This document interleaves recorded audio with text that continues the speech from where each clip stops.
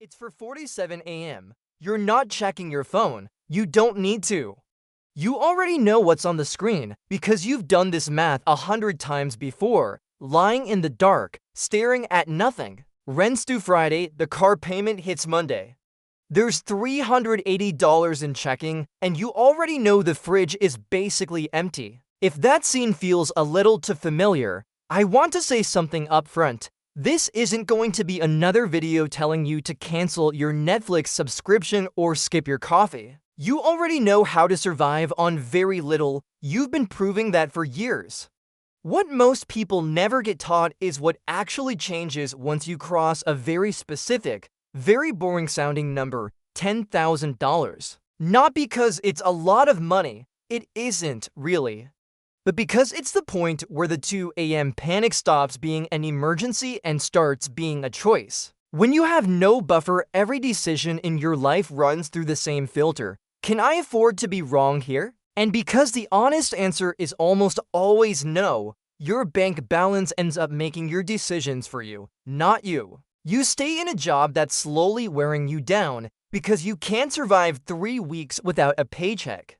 You take a lowball offer because negotiating feels like a gamble you can't afford to lose. You stay in an apartment with a leaking ceiling because breaking the lease means cash you simply don't have. None of that is weakness. It's just math. You're not making choices. You're managing risk you can't absorb. Here's the part nobody explains well. Hitting $10,000 doesn't make you rich.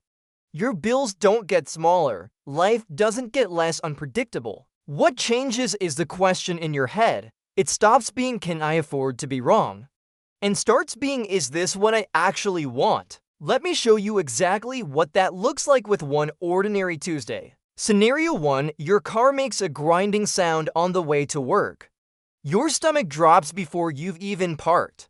The mechanic calls back, $600. You have $400 to your name. That $200 gap isn't a number anymore. It's a full-blown crisis.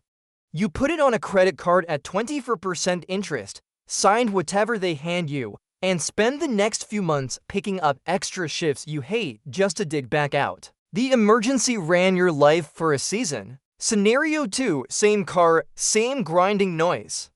Same $600 quote. You're annoyed. You're human, but your chest doesn't tighten. Why? Because you have room to move. You pay it in cash, or you take a few Ubers while you get a second opinion, or you decide the car's not worth saving and use that cash as leverage to negotiate a better deal on the next one. Nothing about the car changed. What changed is who was in control of the outcome, the emergency or you. A few things start happening once that buffer exists that have nothing to do with the money itself. Lenders start treating you differently, not because you changed, but because your risk profile did.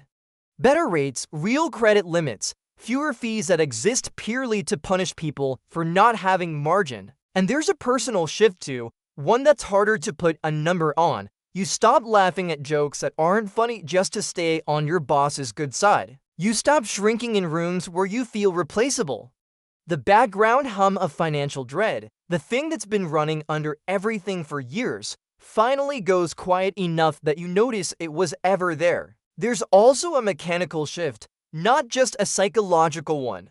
Before $10,000, you're on a treadmill, earn, spend, repeat, land in the same spot 12 months later. Time works against you. After $10,000, that money can sit in a high-yield savings account and start earning on its own, meaning for the first time, some of your money is working while you sleep, instead of the other way around. If you strip everything else away, the real difficulty was never the saving itself. It's what the saving forces you to confront. A lot of spending that felt necessary was actually just a way to quiet financial anxiety for an afternoon. Once the anxiety has a real answer, a number sitting in an account, the urge to spend it away starts losing its grip. That's the actual unlock, not the $10,000. The fact that you stop buying the feeling of being okay and start building something that actually makes you okay. If any part of this hit home, don't try to fix your entire financial life tonight.